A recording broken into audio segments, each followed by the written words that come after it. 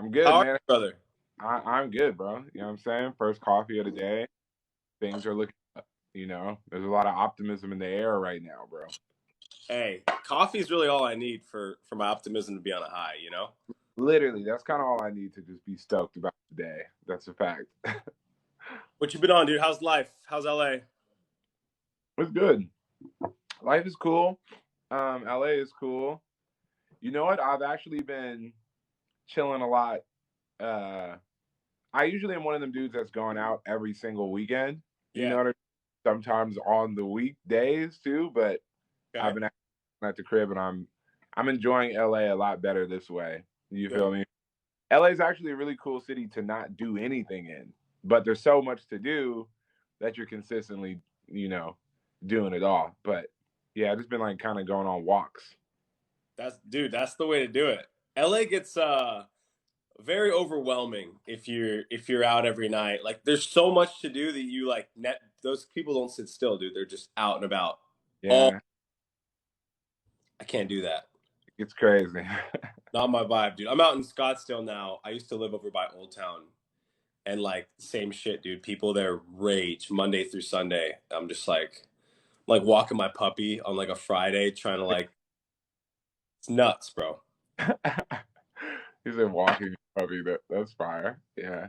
I I actually have have a a buddy who has a funny story. He's actually another artist. I'm not gonna mention his name, but he's got this story of like he lives in LA. Some dude went to go break into his house at like oh 6 a.m. He caught a dude trying to get in, so he was all sketched out, pieced out. Just got out of his house. I'm sure he called the cops and just went like walked up through like Bird Streets, right? yeah. And he's just on like this. It's like 7 a.m. It's probably a weekend. No one in LA is awake, right?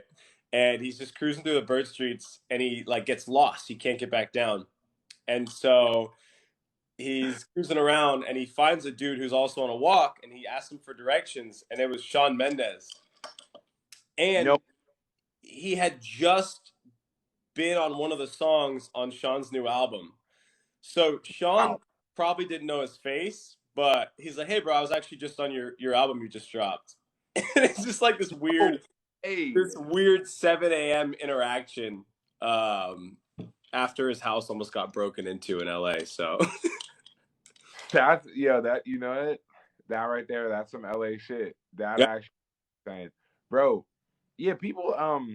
Not for nothing. LA is definitely very sketchy. Your house will get broken into because people, man, they would like follow me home from wherever party I was just at, trying to like find out where I lived to just Yeah. break another house.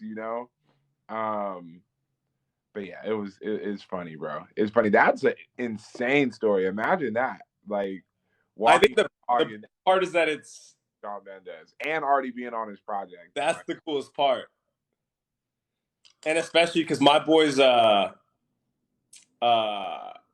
not a DJ. I technically a DJ, but he's like technically a producer and an artist. And so sometimes you don't know the face, right? Like yeah, Sean probably just didn't know what he looked like. And then just to hear that at 7 a.m. My whole point with that story was to say that like people like Shawn Mendes are walking around LA at 7 a.m. because that's just the LA shit to do. But hey man, shout out Shawn. Shawn Mendes is mad cool. He's actually a really nice guy, and he's hella good at singing too. dumb. Have y'all worked together before or no? Nah, we never worked together. I sent him a song. I remember when I first dropped, he was a huge fan of that. And then years and years later, somehow I got in touch with him. And I don't remember how, but I got tickets to, he invited me to come to a show. Got to kick it with him backstage for a little bit. And that was really it. But bro was really, I remember like going to that show and being like very in person impressed.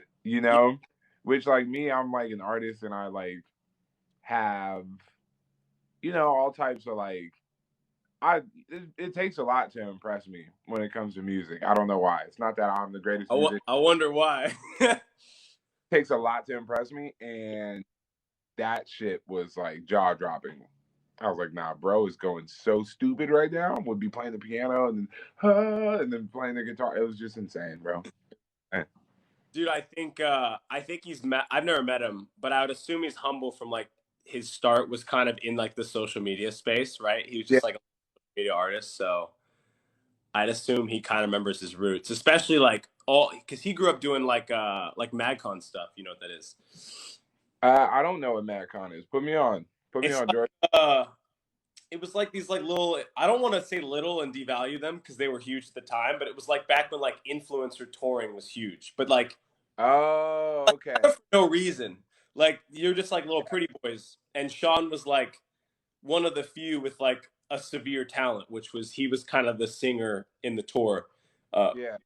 So that was with like Cameron Dallas, Taylor Caniff, all these kids. I mean, a bunch of kids that I know out in LA, and so like all those kids are now out and about in LA and know Sean. So Sean's roots kind of, I'm sure, like are reminded all the time when he's out and runs into all his boys who used to tour with him. So Yeah, people are asking us who we're talking about. We're talking about Shawn Mendes.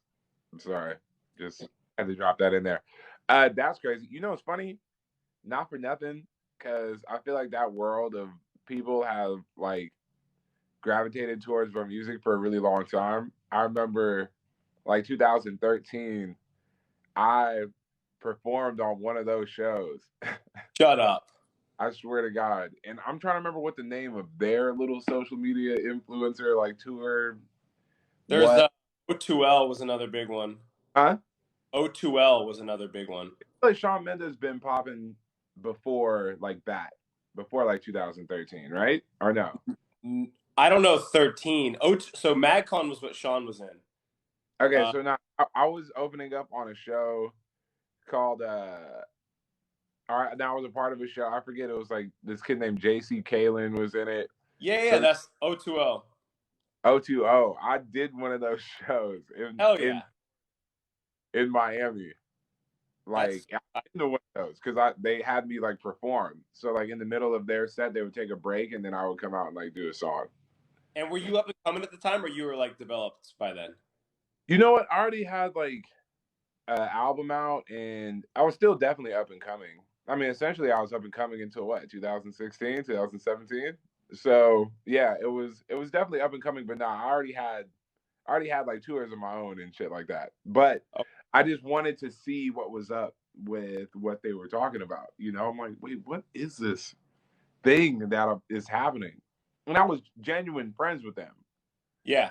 And so then they're like, yeah, come on, like pull up, you know. And was that because there was like what 10, 20,000 kids at some of their shows? Was it that gnarly or it was a little smaller? It was a little smaller, but there was for sure a smooth 2,000, 2,500 people there.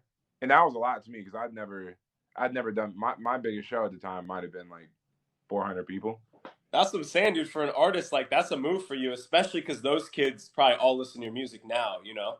And Mm-hmm. that's 2,000 kids going around hyping up this dude they just watched perform. So it was very beneficial. You know, it was very beneficial, and those guys are just mad cool. So I haven't seen them in a long time, but shouts out to them. They're called O2O. O2L. O2L. It's like on. I have no idea. Okay. Anyways, whatever. Do you know Sam Potterworth at all from O2L? You remember him? I remember all of them. I remember all of them. That's one of my boys out in OC. And Sam, bro, Sam just like he just living a regular life. Like, I mean, he's talented as fuck, but he just like he's one of them that just like pieced out. And Sam just like works at a coffee shop. Thank you, Seth. Sorry, my bad. No, They don't. but yeah, bro, Sam's the man. What was I gonna say? Was I Spy your first big hit, or had you had a hit before that? Nah, that was my first. That was my first like big hit. The thing is, I essentially have always had like this very strong fan base. Yeah. But I remember 2014, I had songs on the radio. You know what I mean? Like, okay.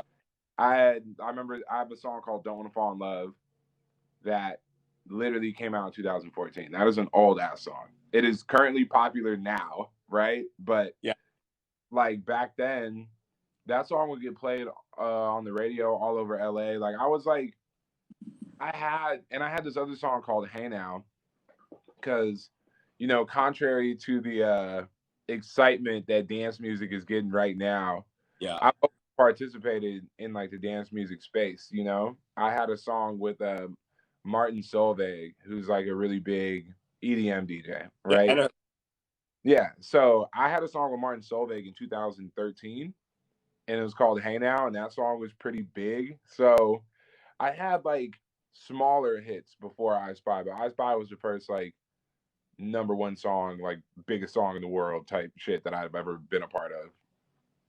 you know what's funny, bro? I don't know why. Like the first time I ever heard of you was back when like Chance the Rapper was making music similar to you. And I'd always like at one time I feel like you because Chance's music now is on a like completely different wave than it was when I was like 15 or some shit. Okay. Back in 2013. So back then I always confused you and Chance because y'all were making really similar music at the time. But I think you stuck to making that kind of music and then Chance just like did his own thing. Well, you know, it's funny. I think that people, I think listeners especially, like, you know, obviously it's like anything, right? It's like food. If this kind of food reminds you of this food, you will just like kind of like, you know, you'll package it together like this kind of food that I like or whatever, right? Um, but to me, I've always super differentiated besides the fact that we were both making like positive, uplifting rap music, Yeah. which was very niche at the time, right? 2013 100%. is all leather pants and like devil worshiping shit. You know what I'm saying? So Yeah, yeah. so I think that would maybe put us together. But I feel like Chance's shit has always been very like jazzy and like a lot of instrumentation and horns and shit like that. And then my thing, especially then, was super, super, super as SoCal as any human could ever be. Yeah. Right? It was beach noises and like very happy. Both were a bunch. It was definitely both like happy, positive, you know, uplifting rap music. But Yeah. yeah, I think that he honestly, I think that his sound like pretty much matured the right way in like a really, really successful way. Me, for example, I like always I like one of my biggest exciting parts about music, what I always do, and it's funny because if you go back and if you listen to every project I've ever released, it's like very accurate. I switch genres damn near every fucking time because Yeah. it's boring, you Yeah. know? If you do one thing over and over and over and over again, it's boring. So like Beautiful Loser is all like Super Nintendo sampled video game like kind of beach sounds, right? It's this very beachy project. And then Smile is all like New Jack Swing, and New Jack Swing is a genre, but Yeah. essentially it's all New Jack Swing samples. And the video game essence has stayed consistent throughout all my music. And then Light of Mine is all like how do I say? What is that shit called? Basically, I'll pick like a North Star from a different genre per album so that none of them sound the same. And I'll Okay. always continue to do that, you know? And then See When I'm Famous is all like surf rock. Like, you know what I'm saying? And then It's Not So Bad is all house music and garage and dance influenced. And yeah, so I don't know. I will always pick something different. When you make an album, is the goal for like to have variety on the album? Like, does that make you feel good when you put out a project to have a little bit of everything that you enjoy on it, or do your projects do you keep the projects separate and be dropping multiple projects that then have variety? Does that make sense? Yeah, that makes perfect sense. I have variety on every. I have to. I have, because the shit is different. It's like at this point, it's like every single person wants. They want like all my fans want different things from me, you know, and because I've always made different kind of songs. Like Beautiful Loser has two house songs on it, right? It also has an R&B song. It also has like a turned up rap song. It also has like introspective songs. So in every single project I've tried to keep that way. So now people want me to like continue doing that, you know? So every album mine has some sort of yeah, like there's a versatility to all of them, you know? You think people ever get attached to like one genre of music you're making, and then hope that your next like just begging you your next projects Yeah, all yes, surf house or yes. And that's good, it, right? I feel bro, like when a project drops as a consumer, your first thing is like, what song on this album like really gets me? Like they're gonna listen through. They might like the whole album, but they're trying to find like their favorites. And there's always that song that clicks, and then it's in your mind. You're just gonna want more of that. You're like, oh, I wish Kyle's next album was all this, you know? yeah, no, bro, that is literally people, you know, and I always told this to people, like, being a genuine fan of an artist is not necessarily being, you could be a fan of a specific thing they made, and that's Yeah, cool. But if you are a fan of that artist, you're a fan of what they're going to do next, you know? Nobody was a fan of Pablo Picasso because he only did this one specific style of painting. They were yeah, a fan because they thought he did dope paintings and they would consistently wait to see what he would do next. So, yeah, for me, and that's been a million things. And when I go to a show, I can see, I can look. I'm like, all right, this group of girls here want me to make this like slow R&B song over and over yeah. and over. Then this group of dudes over here, they just want to hear an album with 7 I Spies on it. And then this group over here, they're here because they're like leaning on me emotionally. They want me to make just like a whole album full of just like it's gonna be okay, like sad songs, you know? And Yeah. I can see it, like I can see it and I can identify it, but I cannot. There's no. I don't care. Rain, shine, good, bad, biggest career in the world, smallest career in the world. I cannot live my life catering to that. I'll never do it. Never Sure. ever. I can't. I can't. I'm Sure. going to do different shit all the time. This is what's got to happen. You know? Also, those people are at your shows, right? Like the balance works. Like those people aren't like, yo, I'm not going to Kyle's show because he's not gonna do all R&B this show, right? Those are still fans. I Yeah. think that's what's cool about the music industry is like you build your fan base primarily. That's really all you need to worry about. And then your new projects are just either bringing in people who are going to join the fan base through and through, or Uh, bringing in people that are just going to save the songs they love from yours. And that's like the super broad spectrum, right? Right? Like I Spy. yeah. Like, how many streams does I Spy have? A couple 100 million, 500 million? Nah, bro. Like, I mean, counting like everything Or together yeah, I guess I'm a Spotify nerd. Let's just say, on Spotify, yeah, like 800, 900 million. so let's say a billion plus streams easily. I mean, billions, Yeah, multi Billy. Yeah. which is nuts. And so, like, those aren't just fans that are going to show up to the show. Like, you've reached niches of the world everywhere of people Yeah. that just love that song. So it's like on these new projects you put out, there's going to be people that haven't even heard of you that are going to love the new shit that you're putting out. You know what I mean? So I think that's a cool balance. Yeah. No, bro, it's nothing but good. Life is great.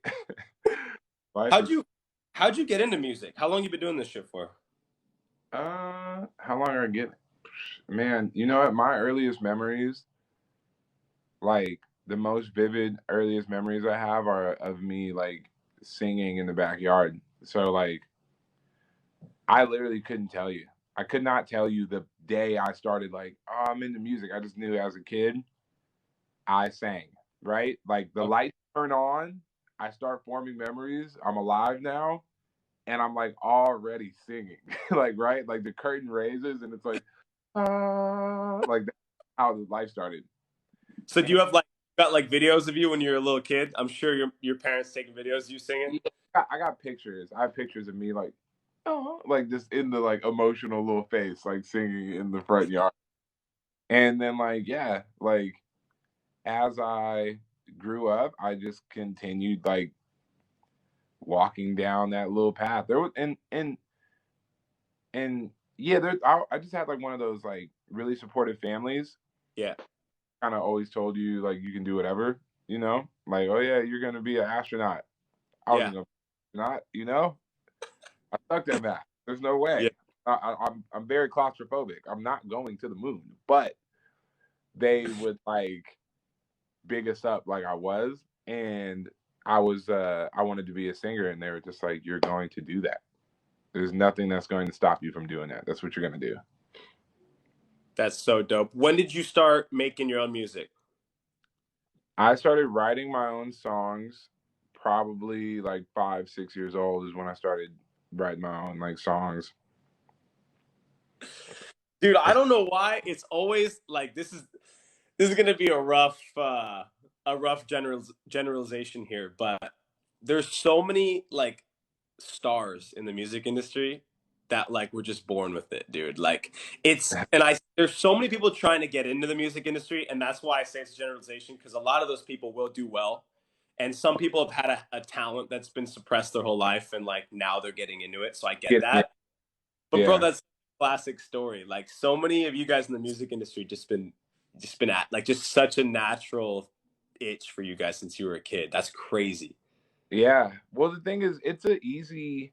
I would say like music and sports, obviously, and all types of things, right? Acting, art, but there's so many things that are natural that we just all love, right? From the earliest moments. And there's nothing stopping you from writing a song and a good one at 5 years old because music is so like internal in us. And I think I was just lucky enough to have like that's the itch that God gave me was, oh, you like writing songs.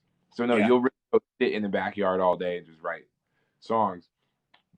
Um and yeah, I think that's something that you bring up a good point. I feel like something that people don't realize about the music industry is that like, especially when they wonder why is it so difficult, is because there's really a kid that got zapped with lightning and was like, oh my God, I'm alive, I'm singing songs, and like Yeah. did it from then all the way into the point you see them at now. So it's I kind of compare it to sports too. Like you see like basketball players and shit who are like, you know, outrageously good and they're in the league and all that shit, and you wonder like, how did they do it? And then you remember that, oh no, this is not one of those things where like they hit high school and then they start really working hard at something because they know what they want to be in life now. No, their dad was like poking them with a stick to like get their form right when they were like 4 years old. You know what I mean? Like it's something you really have 2 decades going on with. Like Some of that Blades of Glory shit, fucking a Blades of face Glory, mask, exactly. like Exactly. Blades of Glory shit. That's a perfect example too. Like gymnasts, ice skating, like things like that. Like you can really attack that from an early age. Like acting is crazy to me too, because like think about somebody like Leo, right? Like Leonardo DiCaprio. yeah, Like, you know, people like look at like somebody like LeBron James and shit, and you're like, oh, that person was like ready for the league at 18. Leo was in the league essentially at like yeah, 10. You know what I'm yeah, saying? In movies with Robert De Niro, like really already honed as an actor. Like you true. can be good at this shit very young.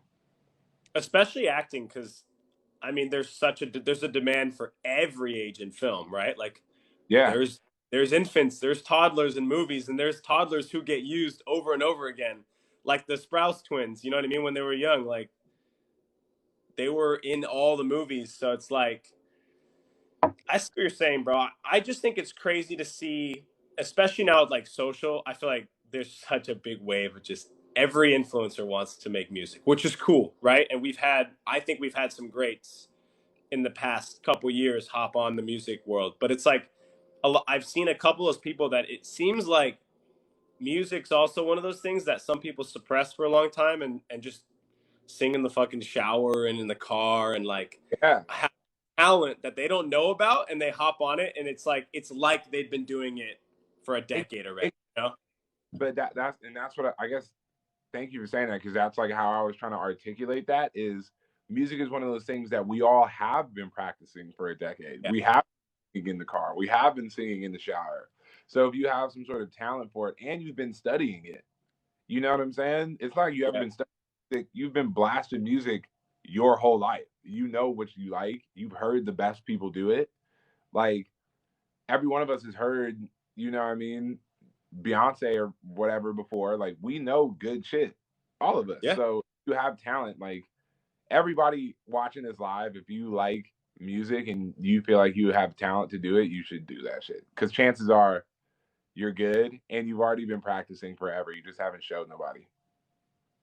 I always think about that when you're like when you're singing to a song, you're essentially just matching pitch and tone. Like you've got some understanding of what it's supposed to sound like. No one's like completely obliviously singing a song and just not hitting any What? notes, you know?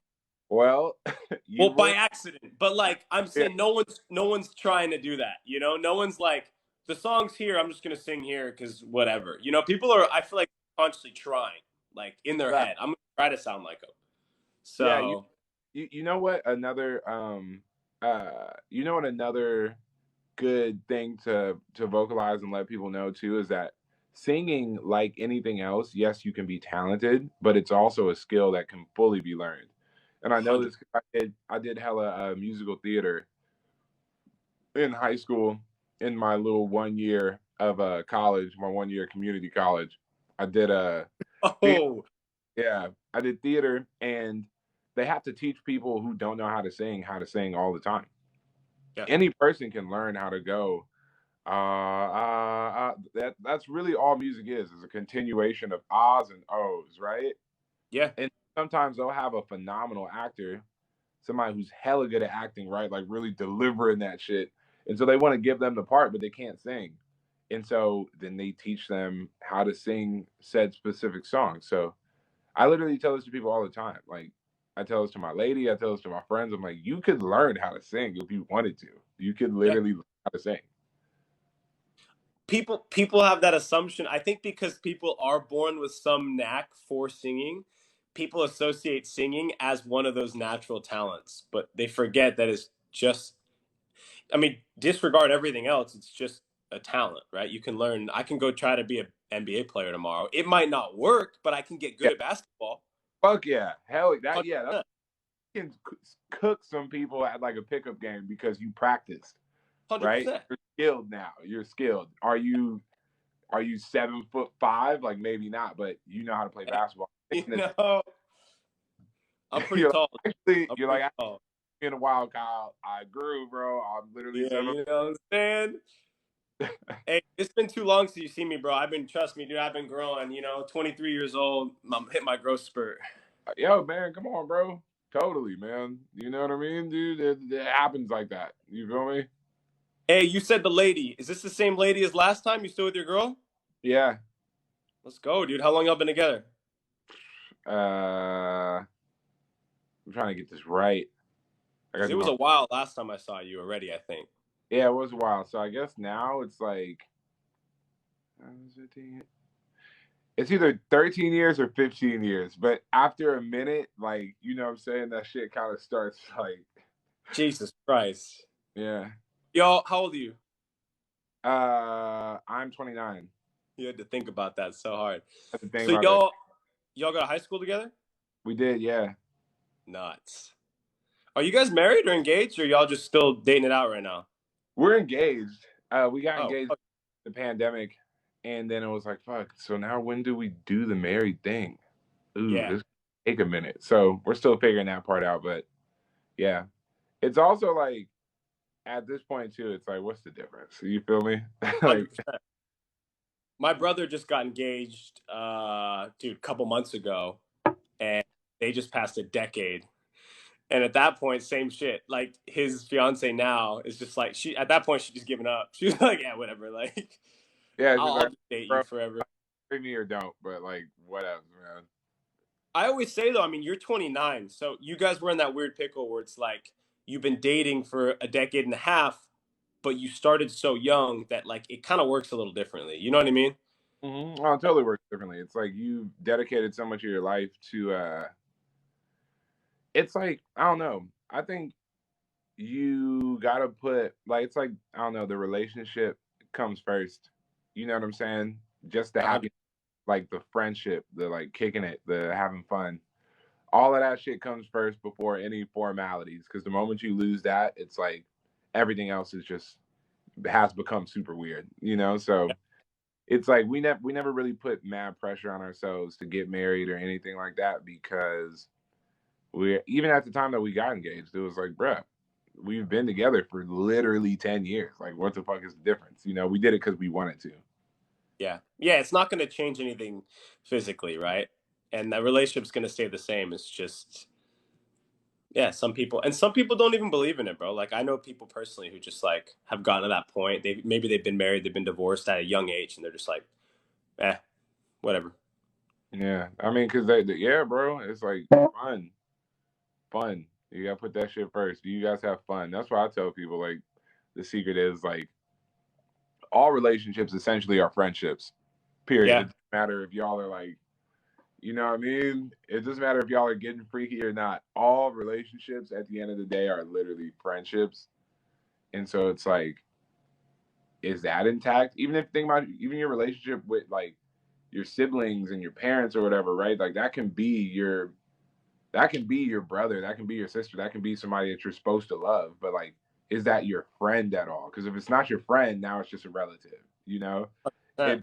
If your mom or your dad is not like somebody that you have like fun when you're around, right? You feel good when you're around them. That's now it's just a relative. Like even with your significant other, like if y'all aren't friends, you know, if you don't have fun when you're around each other, now it's just a title. Well, that's something I heard this. Do you know who Alex Hormozy is? I don't know.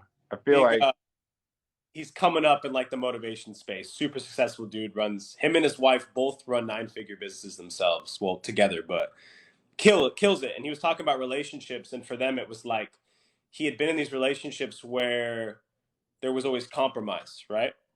And I'm not saying compromise is a bad thing at all. There's going to need to be compromise, but he's saying there was always things each other wanted to change. And I'm going to play this back to friendships because this is like what makes sense in my head. But one important thing he said was like, don't compromise on a girl ever. Like, find a girl where you don't have to compromise because then no one has any interest in changing each other. And I think damn. we've got this tendency to think when we get in a relationship that you can create a successful relationship with anyone, which is borderline true, but then you're just like looking at a pretty girl, you're like, that girl's attractive, let's see if we can make something work. But when it's your friends, there's no compromise, right? Like you're gonna hang out with the people you're most similar to. Like that's just how it's gonna work. If you're not vibing with someone, you're not gonna be like, you might be acquaintances with them, but you're not gonna kick it with them all the time. If it takes work, like a ton of work, like a relationship, you know what I mean? Yeah. Yeah. I like there's a lot to take away from that. On one hand I think he's right with like, you know, there's a level to how much you want to sacrifice because relationships are about sacrifice, 100%. quote unquote compromise. But there should be a limit to that because you want to the one thing you don't want to compromise is like, is this person good for me? Yeah. Because that's another thing you can realize through having like a high level of emotional intelligence. You can realize even from your friends and shit, right? Like, is this person good for me? Yeah. Right? Like I'm this, I'm that, I'm the other, and this person brings out this, that, and the other. And when you get with said person, you got to realize, okay, does this person make me do this more, do this more, do that more? And I think that you're going to have to compromise. You're going to have to sacrifice. You're going to have to compromise. Yeah. And hopefully you and your partner have a North Star that's like, we're trying to make our lives this, that, and this, Yeah. right? For me, like fun, morally in a place that I respect myself when my life is over, right? I didn't do nothing crazy. And then three, like a stable environment that helps people around me. Like, am I living for something bigger than myself? Yeah. Like fun, that, and this. And with me and my relationship, like, I think that's something that we both have. And then from there, it's like, yeah, you're gonna have to learn how to sacrifice, but it's like, is that person genuinely worth it? And I think that's what he means by don't compromise. Like, don't be with somebody that you know in your heart, this shit ain't worth it, but I guess I'm gonna do it anyways because I want to make sure I want to make this relationship work. Like, no, if it's not worth it, don't worth it. I mean, don't do it. You know? I think one thing he made a point of is like that's one of the biggest decisions in your life. You get to choose from anyone in the world, right? Like you have And a choice. And you only need to make, he always says you only need to make it one time. essentially. You only need to make one good decision. And so it's like, on that sense, like you said, find someone that's complimentary of yourself and vice versa, right? And I think that's what you and your girl have. And I think that's what a successful relationship is like compliment the other person's good attributes rather than trying to change the ones you don't like and then the ones that are brought out in you, you know? Boom. I feel like I'm on Dr. Phil right now. I don't know how we got this deep, dude. I don't know either. I got a couple notes here, dude. I got one that I've been dying to ask you. You're like the first, we'll call you a very mainstream artist. And Yeah. this is something that irritates me. And you're Hit going me. to know the answer to this. But if it blows people's cover, don't blow it. Okay. YouTube freestyles. What percentage of them do you think are written? YouTube freestyles? Just artists, most of them, huh? All of them. I mean, unless like you visibly hear them fucking up. That's it. Which sometimes that's more impressive. That's cool, right? When you hear somebody rapping slow when they said the same thing twice and it kind of sucks, but and randomly they're gonna get it together. Like that sometimes is more impressive. That's how you know they're freestyling. If 100%. people are just going right for 2 minutes straight, they wrote that shit. Unless their name is Juice World. That's the only person I've seen legitimately do that shit. Everyone says the same thing. Everyone says the same shit. That's real. That's the only person I've ever seen do that. And that is another thing where I was like, oh no, I am visually in person impressed. This is happening right here in front of me, and this is crazy. Dude, that dude had been in the studio with millions of people. I know people who are so low in the music industry that have been in the studio with Juice, and not one person have I met says a different thing. Not one person. Yeah, you know what's crazy? I never even got to really be in the studio with Juice. I just got to hang out with him, but I can look at those freestyles and I'm like, oh, this is real. This is real. It's happening right now because he's literally saying it on the spot. None of it's connected. Sometimes he fucks up and then it keeps going. It's insane. It's insane. I only ask because I feel like I'm a YouTuber, right? So like I always associate the freestyle world with like the prank world of YouTube. Like, bro, you'd be surprised. Like, I don't ask the question because I don't know. I can look at a freestyle and completely understand. Like, that is the human brain doesn't work like that, right? Even Yeah. Juice couldn't have done some of the things I've seen on the internet. But the reason I ask it, so many consumers don't understand that. Like, they literally, you go to the comments and like, best freestyler in the world. I'm like, oh my god. You know what? I think that, yeah, bro. You know what? I think freestyle has to have, there's two different kinds of freestyle, right? Like, one freestyle is essentially, I think you can categorize them two different ways. One freestyle is like you're really making up words on the spot. You never thought of any of these. You're thinking of it right now. And sometimes you'll do some impressive shit, right? You'll catch yourself like, oh, that was dope. Other times, I think the other thing you can categorize with freestyle is you're at like LA Leakers or something and they just put on this random ass beat you're not prepared for. And you just so happen to have some verse that you wrote before that goes with this perfectly and you're going to deliver it first time right here on the spot. You can also like kind of call that a freestyle. Yeah. Cause but that's really it. Like some of that shit, like, you know, yeah, you can listen to it and tell like, they didn't do this right now. And like you said, there are a couple greats in the first genre you mentioned that do sort of get close to meeting that second genre. Like some people that's what they specialize in, and they can make it look like they didn't write, or they make it look like they wrote it when they didn't. But yeah, I just think that was a funny question because I don't know, bro. I always look at that shit and I'm just like, and some of them are so good. Like you said, I mean, it's still original stuff you wrote. It takes something to memorize. Like if it's not a track you have before, like that's still. I'm gonna tell you because we have one of them in here. One of the greatest freestylers. Period. Yeah. Yes, King Los, Juice World. Who I feel like Mac Miller was a really good freestyler. You could tell that he freestyle. Huh? Logic's nuts. Logic is nuts at freestyling too because he will really make up a lot of that shit right then and there. But I have to say King Los is the most insane freestyler. Like that is another person visually in person impressive. Like, nah, this is different. Because he's making that shit up on the spot, but he's so good at it that it flows like he wrote it. Him, yeah, Juice WRLD. Yeah, there's a lot of people, bro. That's so tight, bro. Who was that? You know, who Aiden Ross is. Yeah, Big. Aiden Ross, yeah. Who was the? I keep forgetting who was on his. Someone didn't actually. I think it was a real freestyle, and it went popping on TikTok. Tory Lanez. Tory Lanez. That seemed like a real freestyle, and that was nuts.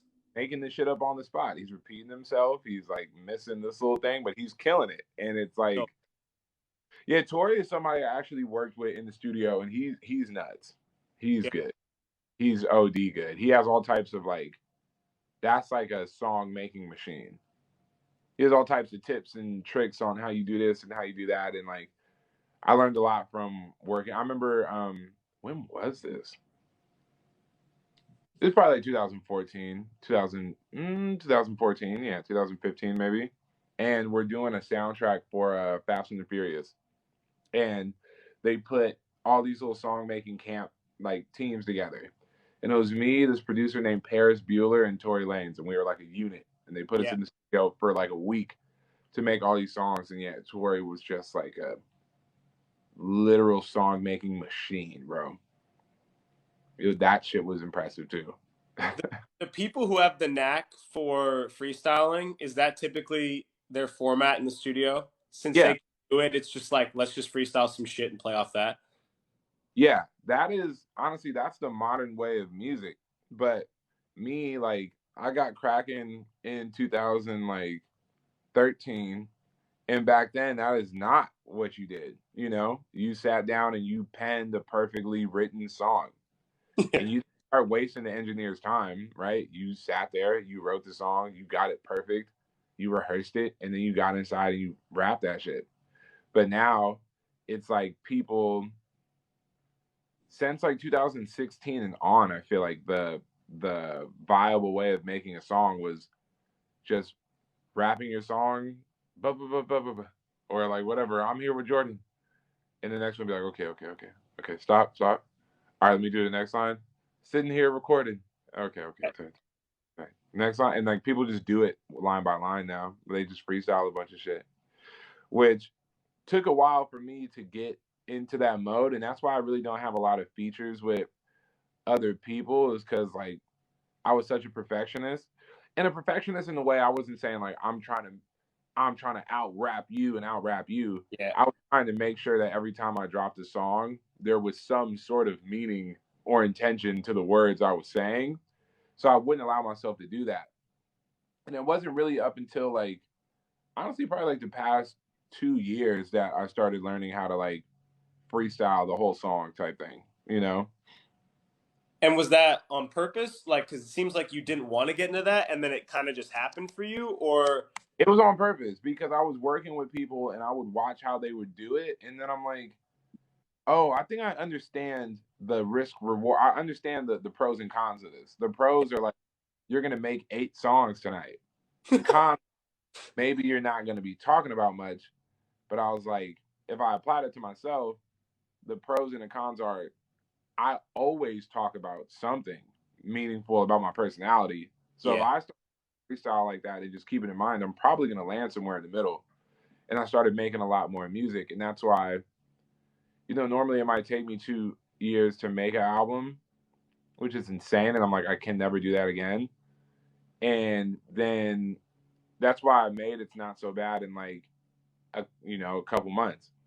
And that's why my newest project that I also made in like a couple months, And that's why I have hundreds of songs because I've learned how to like start adapting it that way.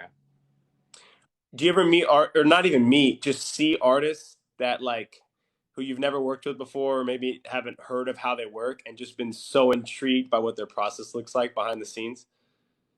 Yeah, I'm trying to think of the most intriguing one.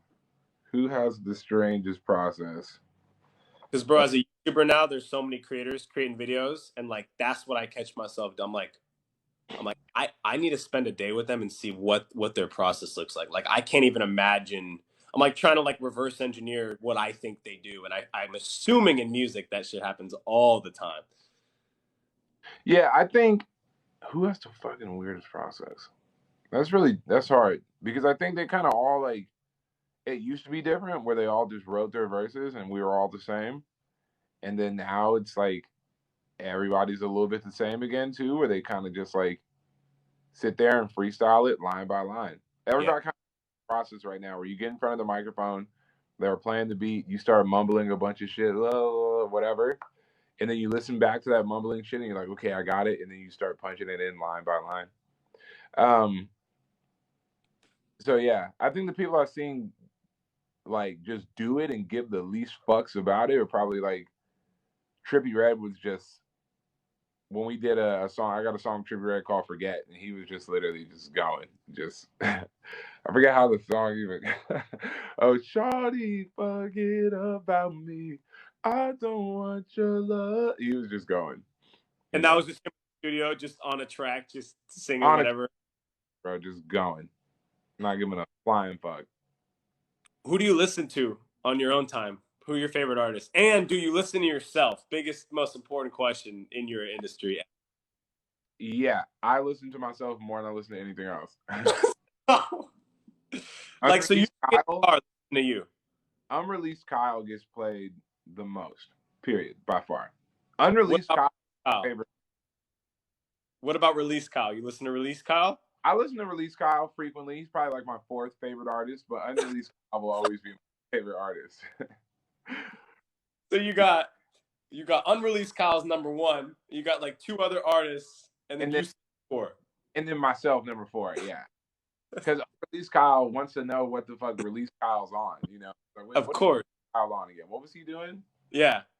So, yeah, I listened to me, and then I listened to recently, who have I listened a lot to?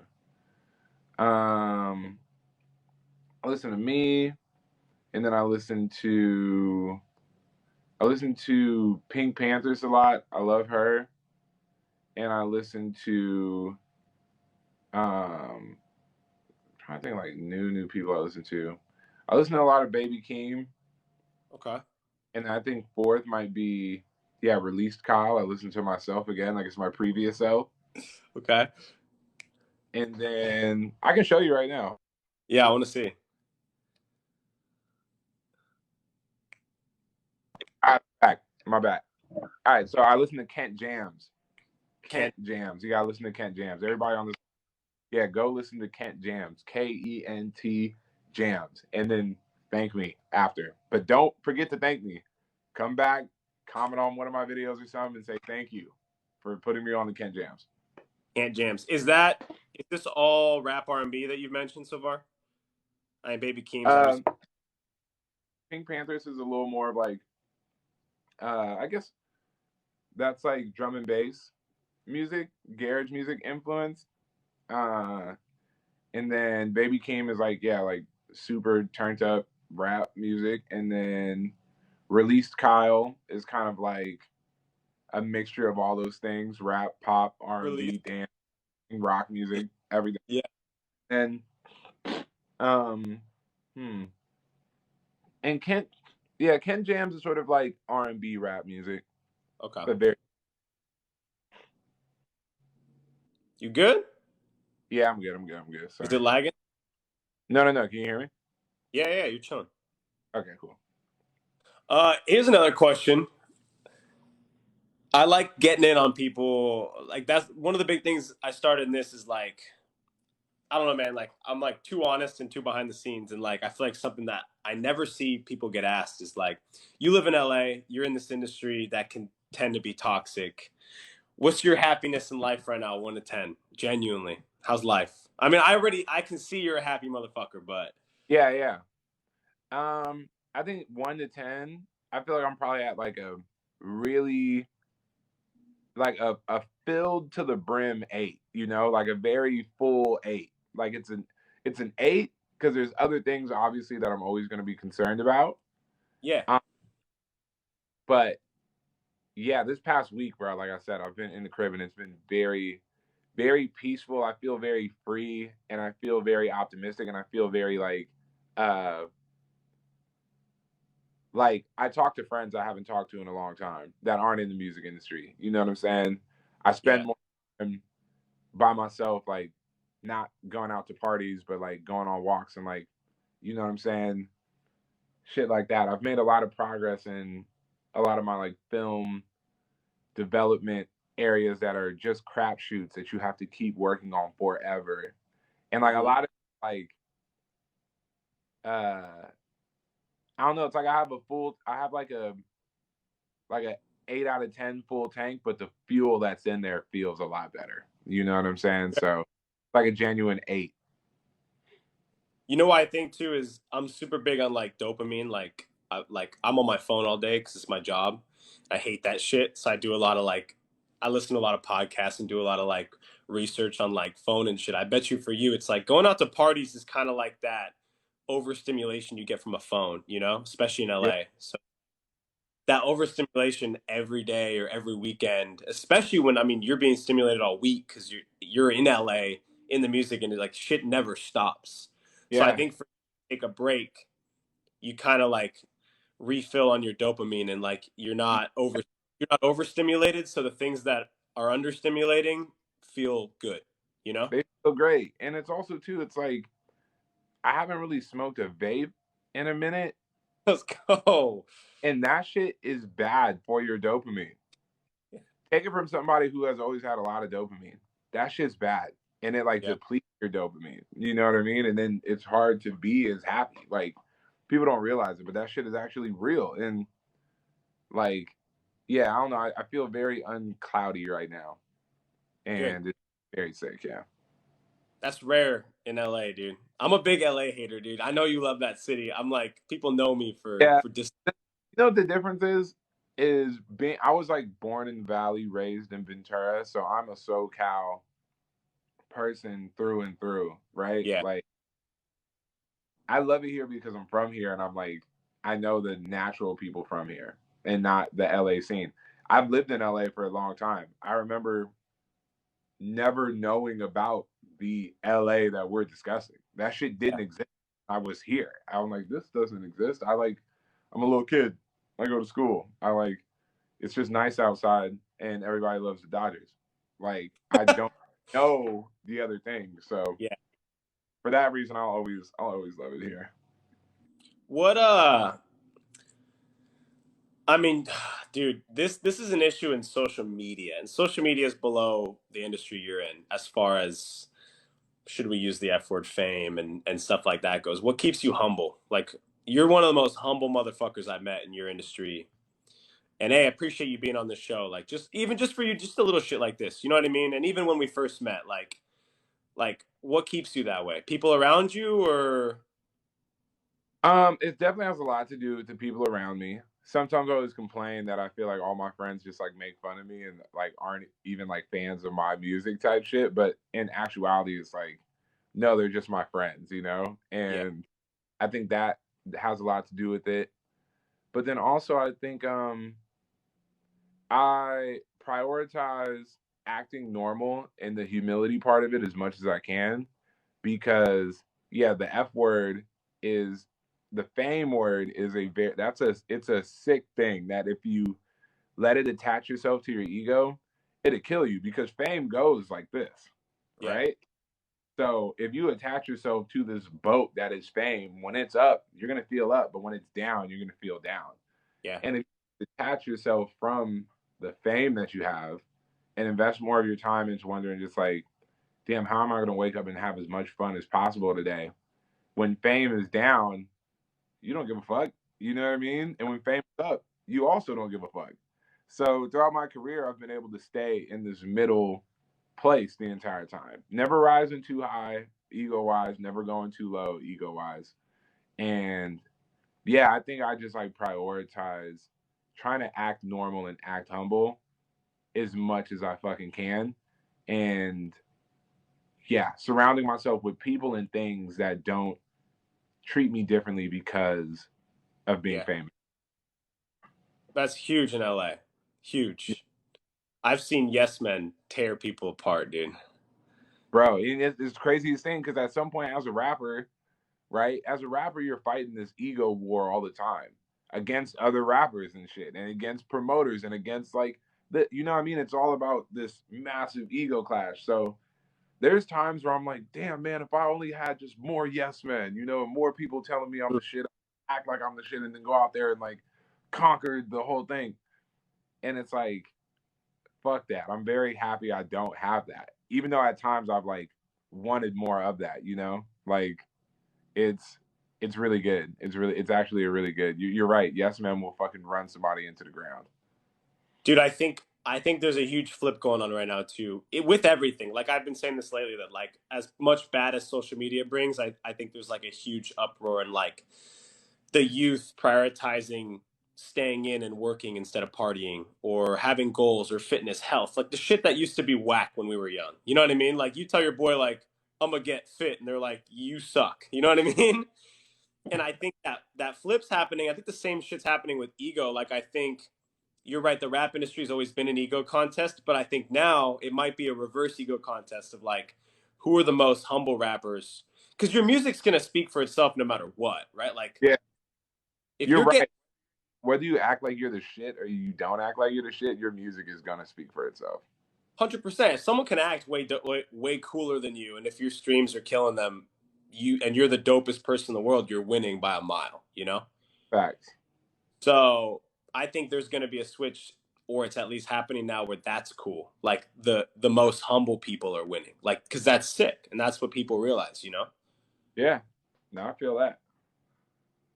I Dude, feels that. I got a lot of I got a lot of shit to clip from this. Oh, What you said about detaching your ego from your success is nuts. Like breaking that down like that. That's a lot of people need to take.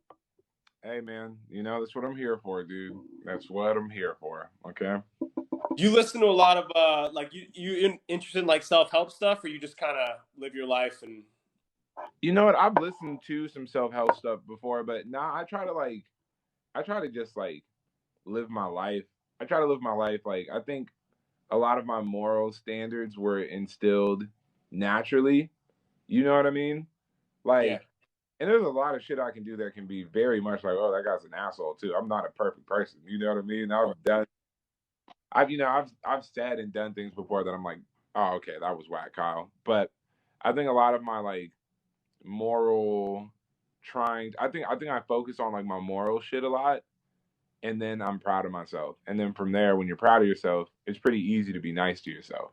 You know what I Yeah. mean? Like, so I focus on like trying to do things that I'm like, okay, I'm proud of that. I'm proud of me. And then when you do that, it's like now it's super easy to like be nice to yourself now. You know what I'm saying? Like, so 100%. yeah. Dude, you got a lot of self-awareness in your space. So I think that always served. I think that's like the most important thing, dude. Perspective is everything. So I think from just talking to you for an hour, I think perspective is what leads you to where you're at. Just always looking in on yourself, and because most people don't have that, dude. I think that's the biggest issue in our world is a lack of perspective. That's just me. Yeah. Shit, man. Shouts out to being a middle kid. Middle children get reminded really quick. Like, you know, I don't know. You see shit for what it is as like a middle kid. You know, when you're the Yeah, middle, you're you're a not. young and an older brother simultaneously. Yeah, you're. Yeah, damn, that is a true thing too. You're an older sibling. You're a younger sibling. You're everything at once. Yeah. So That's why when you said that, I just have an older brother, so I only know one side of it. But I think what happens is siblings like me and my brother work together to be you. Does that makes sense? Like, because yeah, we have to learn from each other what it's like to be the other, whereas you just live it. and you Oh, really, it's really learning from a bunch of people. But I guess the reason I bring up the middle child and it being about self awareness is that you just sort of have to be. You are forced to be self aware in a way. I think, and I think this is like the last little soundbite I got for it. But I think like uh exposing yourself to like harsh realities of the world will then give you like a solid foundation to understand, oh yeah, being proud of yourself makes it easy to be nice to yourself, and being nice to yourself makes it easy for you to like not have a bunch of negative thoughts and shit that bring you down, and then you can just chase what you want because you're a good person. And as long as you build, you know what I'm saying, like you can Lego your mind Yeah. When like you are exposed to like the truth about the world, and I think like being a middle kid, just there's way less like smoke and mirrors. You know, you're not like a baby, and you're not like the oldest one who is in charge and is going to save the day. You're not none of that shit. You know, you are just a human on planet Earth.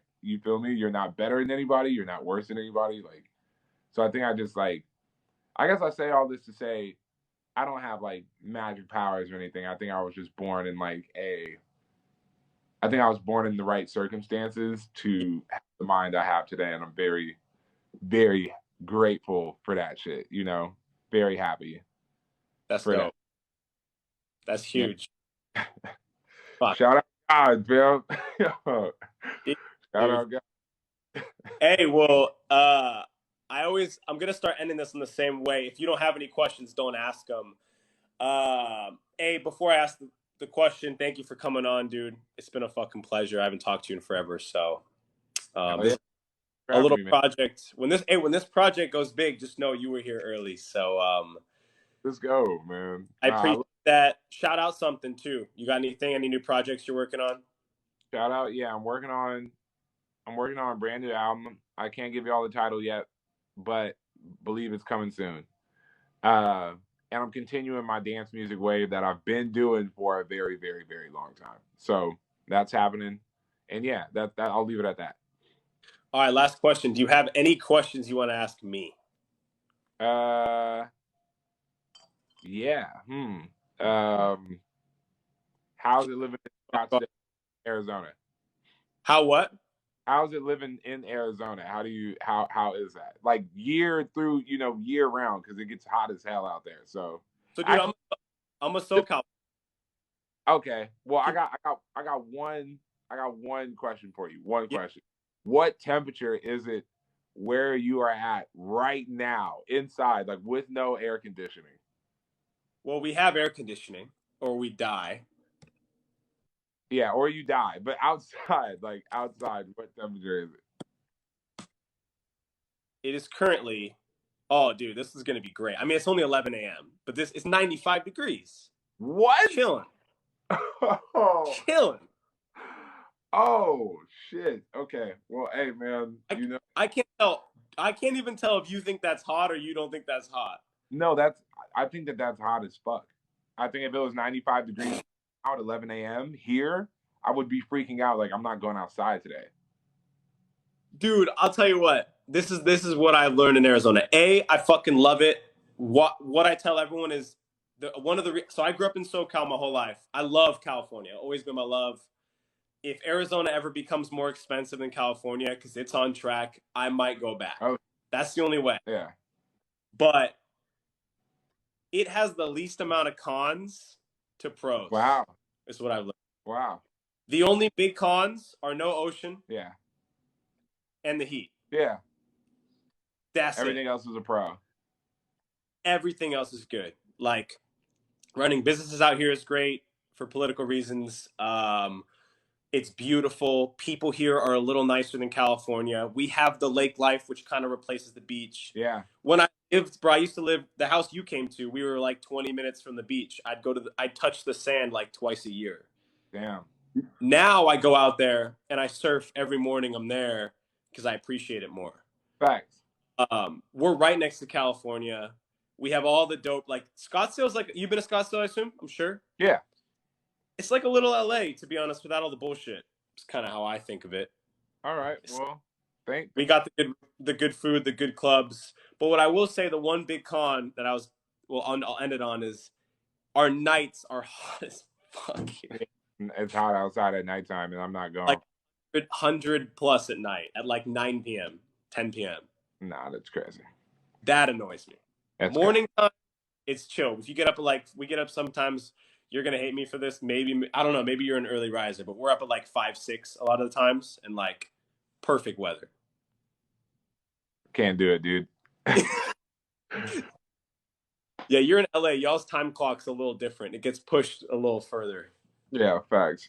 Well, thank you, Jordan. This was sick, bro. Thanks for coming. Of course, man. I'm going to holler at you, brother. Sounds good, brother. Best of luck to you and everything going on, and talk soon. Talk soon. Peace. Appreciate it.